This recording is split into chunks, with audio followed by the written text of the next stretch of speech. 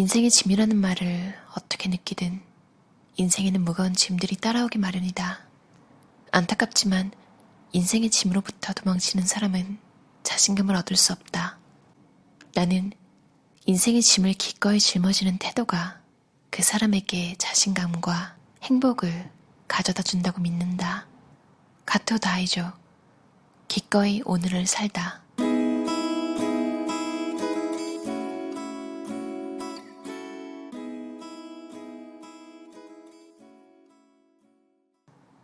사람은 누구나 자신감 있게 살고 싶어 한다.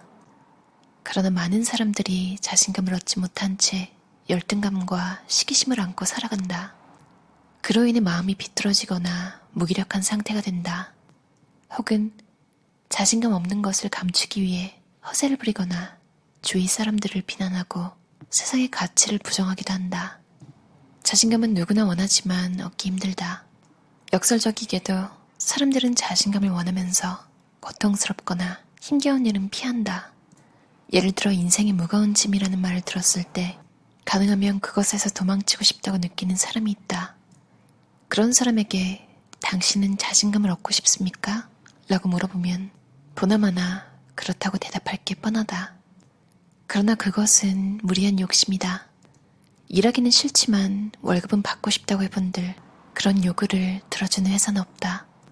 폭음과 폭식을 하면서 건강하고 싶다고 말해도 소용없다. 인생의 무거운 짐이라는 말을 들었을 때 불편함을 느끼지 않는다면 심리적으로 안정된 사람일 것이다. 자신감 있고 남을 원망하지 않는 사람일 게 분명하다. 즐겁고 활기차게 살아가는 사람일 게 틀림없다. 인생의 짐이라는 말을 어떻게 느끼든 인생에는 무거운 짐들이 따라오기 마련이다. 안타깝지만 인생의 짐으로부터 도망치는 사람은 자신감을 얻을 수 없다. 나는 인생의 짐을 기꺼이 짊어지는 태도가 그 사람에게 자신감과 행복을 가져다 준다고 믿는다. 대충대충 살아가는 인생에는 남는 것이 없을 뿐만 아니라 인생 최후의 순간에 고민과 후회만 불러온다. 편안한 인생 같은 건 애당초 없다. 세상에 태어난 이상 짐을 짊어질 수밖에 없다. 그리고 바로 그런 삶의 자세에서 보람과 기쁨도 생겨난다. 삶에서 가치를 발견하는 것은 자기 스스로 무거운 짐을 짊어졌을 때다. 인생의 짐을 짊어지지 않는다는 것은 자기 자신을 받아들이지 않은 사람을 의미한다. 고민은 어제 생긴 게 아니다. 심리학자이자 정신과 의사인 베란 울프가 한 말이다. 긴 인생 동안 무책임하게 살아온 결과가 축적되어 생긴 것이기 때문에 딱히 어제 생긴 고민이라 할 수 없다. 고민은 인생에 낀 불순물 같은 것이다. 성취감이나 자신감을 안겨주지 않는 이유는 그것이 인생의 불순물이기 때문이다. 따라서 고민에 빠졌을 때는 그 고민에서 자신이 무엇을 배워야 할지를 생각해 볼 필요가 있다. 인생의 무게를 짊어진 사람의 얼굴에서는 긍지를 볼 수 있다. 제 아무리 윤택한 생활을 해도 부모에게만 의지해서 산다면 자기 인생에 긍지를 가질 수 없다. 부모가 사준 고급 승용차를 타고 다닌다면 긍지는 생겨나지 않는다. 사람은 인생의 짐을 짊어짐으로써 자신감을 얻는다. 힘들지만 그것이 보람의 원천이기도 하다. 그러니 생각을 바꾸면 인생의 짐은 그 빛깔이 달라 보이는 것이다. 인간관계의 무거운 짐 때문에 고민하는 사람도 많다. 그런 경우 때로는 현재의 인간관계를 바꾸면 살아갈 수 있다. 친구를 바꾸고 연인을 바꾸고 교류하는 사람을 바꾸면 살아갈 수 있다. 가족도 마찬가지다. 지금 당신이 더는 살아갈 수 없을 만큼 괴롭다면 지금 인간관계를 개선해야 한다. 미국의 심리학자 시버리가 더 이상 살 수 없다는 말은 지금의 인간관계로는 살아갈 수 없다는 뜻이다. 라고 했는데 그것이 바로 정답이다. 지금 당신이 더 이상 살 수 없다고 느낀다면 현재의 인간관계를 개선해야 한다. 올챙이가 바다로 나가면 살기 힘들어진다. 살아남기 어렵다. 올챙이는 시냇물에서만 살아야 한다. 지금 있는 바다에 집착해서는 안 된다. 현재 인간관계에 집착해서는 안 된다. 자신의 짐을 짊어져야 자신감을 가질 수 있다. 자신의 짐을 짊어짐으로써 비로소 자기가 살아있다는 증거를 얻는다. 인생의 짐에서 도망만 친 사람들은 결국 어른이 되어 빚지옥에 빠진다. 그런 생활 태도가 나이를 먹은 후에는 고뇌로 돌아온다. 불행은 어느 날 난데없이 찾아오지 않는다.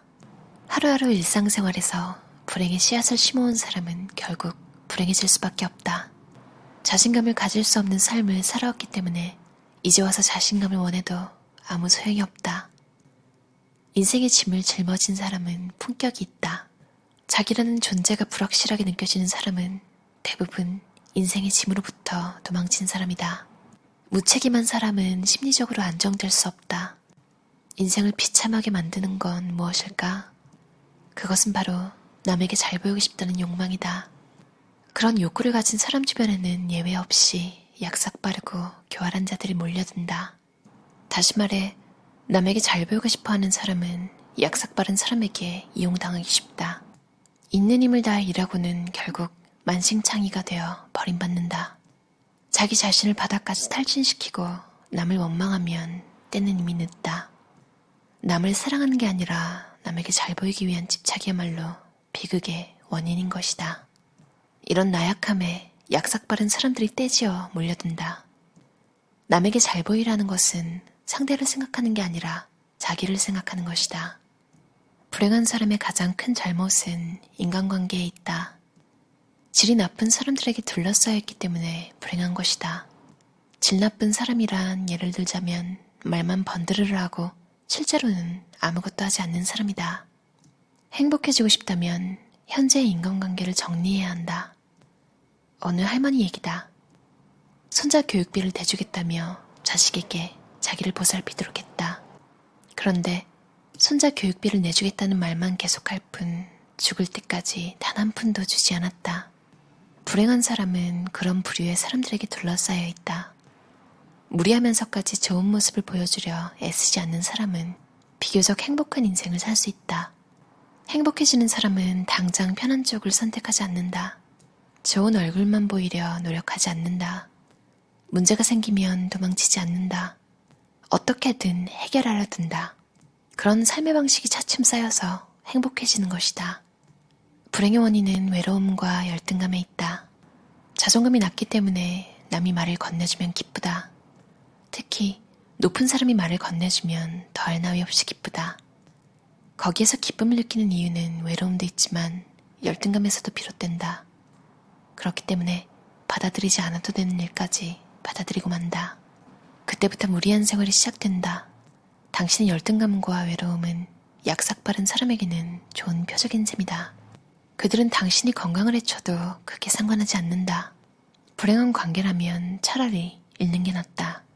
당신이 인간관계에 대해 갖고 있는 온갖 공포들은 터무니없고 시시하다. 공포심을 관찰로 바꿔라. 두려워하지 말고 주위 사람을 찬찬히 관찰하라. 여러 가지 문제들은 틀림없이 차츰 해결되어 갈 것이다. 문제는 아무도 해결해주지 않는다. 인생은 수라장의 연속이다. 그것이 살아가는 의미다. 자기 의지로 움직이는 사람은 어려움이 와도 흔들리지 않는다. 상대의 행동을 관찰하라. 한쪽은 착취하고 한쪽은 착취당한다. 양쪽 모두 괴롭기는 마찬가지다. 사디즘과 마조이즘이 증상은 다르지만 심리적으로는 같다는 것과 비슷하다. 그렇게 괴로워하는 사람끼리 만나기 때문에 끔찍한 착취와 피착취 구조가 전개되는 것이다. 상대의 말이 아니라 상대의 행동을 관찰해야 한다. 말에 휘둘리는 것은 애정 결핍증이 심한 사람의 모습이다. 사랑받으며 자란 사람은 상대의 행동을 본다. 그럴듯한 말은 믿지 않는다. 관계를 끊는 데서 새로운 삶이 시작된다. 심리학자 데이비드 시버리는 혈연관계에 얽매이지 말라고 말했다. 혈연이든 지연이든 그 어떤 관계든 현재 인간관계를 정리하고 끊어내는 데서부터 새로운 삶을 다시 구축할 수 있다. 상대를 원망하면 자신감은 생겨나지 않는다. 원망하면 에너지가 소모될 뿐더러 긍정적으로 살아갈 수도 없다. 마틴 셀리그먼에 따르면 아이들은 자기 스스로 불만을 해결했을 때 자기 능력에 신뢰를 가지게 된다고 한다. 나도 할 수 있다는 자신감이 솟구쳐 오른다. 일상적인 불만을 해결하는 데에서도 사람은 자신감을 얻을 수 있다. 다시 말해 우리는 자기 의사를 밝힐 수 없을 때 불만을 품게 된다. 남에게 해결을 의지하면 아무리 시간이 흘러도 자기 스스로에게 자신감을 가질 수 없다. 수동적인 태도와 자기 비하의 감각은 서로 떼어놓기 힘들 만큼 깊이 연관되어 있다. 불평, 불만은 자기 입으로 직접 말한다. 불만이 있을 때는 절대 남의 힘을 빌려서 자기 화풀이를 해서는 안 된다. 살아가는 과정에서 의미를 찾아내는 능력을 잃으면 무엇을 해도 짐이 되어버린다. 인생 자체가 무거운 짐이다. 반대로 무슨 일을 해도 기쁨을 찾아내는 사람이 있다. 이처럼 사람에 따라 인생의 짐을 받아들이는 방식이 다르다. 그러므로 주위 사람들에게 흔들리지 말고 자기 자신에 맞게 인생의 짐을 해석해야 한다. 건강해지는 호르몬 분비가 활발한 사람이 있는가 하면 침울해지는 호르몬 분비가 활발한 사람도 있다. 스트레스를 빨리 느끼는 호르몬 분비가 활발한 사람도 있다. 그러므로 남과 비교하지 말고 자기가 납득한 방식으로 인생의 짐을 받아들이면 된다. 남의 평가는 신경 쓰지 마라. 남의 시선이 아니라 오로지 자기 자신에게 집중해라. 주위 사람들에게 나는 이런 일을 당했다 라고 말하는 대신에 나는 그만한 일도 견뎌냈다 라고 말하면 원망이 아니라 자신감이 솟아난다. 자신의 경험을 손해봤다는 식으로 해석하고 살아가는 한 시간이 아무리 지나도 자기가 들인 노력은 자신감으로 돌아오지 않는다. 똑같은 경험이 미움의 원인이 될 수도 있지만 자신감의 원천이 될 수도 있다. 이 책을 읽은 당신이 자신의 과거 경험을 난 여기까지 견디며 살아왔다. 그렇게 필사적으로 노력해왔다. 스스로 생각하기에도 굉장하다는 식으로 해석하고 자신감을 가지길 희망한다. 자신감이 생기면 당신의 인생 역시 수월하게 풀리기 시작할 것이다. 어떠셨나요? 자기연민 진짜 위험한 거잖아요. 그러니까 내가 힘들 때 따뜻하게 위로해주는 수준이 넘어서 매일매일 남 탓하면서 매일매일이 자기 연민의 삶으로 이어지면 어떻게 보면 나중에는 그게 편하게 되잖아요. 인간은 이제 관성의 동물이니까요. 그게 진짜 위험한데 자각을 못하고 계속 그렇게 사는 인생도 좀 많은 것 같아요. 왜냐면 솔직히 그렇게 행동했을 때 주변 사람들이 따뜻해서 계속 관심을 주고 그러니까 자기 자신의 자신감 같은 건 계속 내려가는데 자기 연민으로 인한 혜택도 분명히 있기 때문에 그걸 못 끊는 이유도 좀 있는 것 같아요. 그런데 이 책을 읽고 나면 정신이 딱 차려집니다. 그런 일도 견뎌낸 나는 대단해. 이 말 너무 멋있지 않나요? 그런 일이 있었어. 하고 뭔가 침울하게 끝나면 상대방도 솔직히 무슨 말을 해줘야 될지 잘 모르잖아요. 그리고 나 자신을 위해서도 이런 마음가짐은 정말 좋은 것 같아요. 인생은 생각하기 나름이잖아요.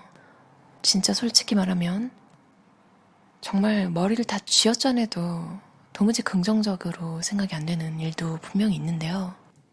그래도 누군가 나와 비슷한 일을 겪은 사람을 만나게 되면 최소한 나는 진심으로 공감해 줄 수 있잖아요. 내가 같은 일을 겪었다는 것만으로도 그 사람에게 굉장히 위안이 될 수도 있고요. 제가 브로드처치라는 영국 드라마 되게 좋아하는데 거기 아이를 잃은 엄마가 나와요. 근데 솔직히 누가 무슨 위로를 한다고 그게 들릴까요? 안 들릴 것 같아요. 제가 생각해도. 유일하게 그 엄마가 만나고 싶었던 사람이 그러니까 그나마 위안을 조금 받을 수 있을 거라고 생각했던 사람이 같은 경험을 한 사람이었어요. 어쩌면 이런 방식으로 생각해보면 내가 도무지 긍정적으로 생각이 안 되더라도 내 인생에는 어쩌면 나와 같은 경험을 한 누군가에게는 도움이 될 수 있지 않을까. 이런 식으로 생각하면 어차피 태어났잖아요. 이왕이면 조금이라도 긍정적인 마음을 가지고 사는 게 좋잖아요. 이 책을 읽고 그런 생각을 했어요.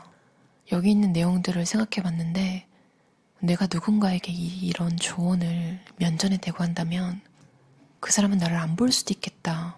그만큼 좋은 의미로 팩폭이에요. 팩트폭력.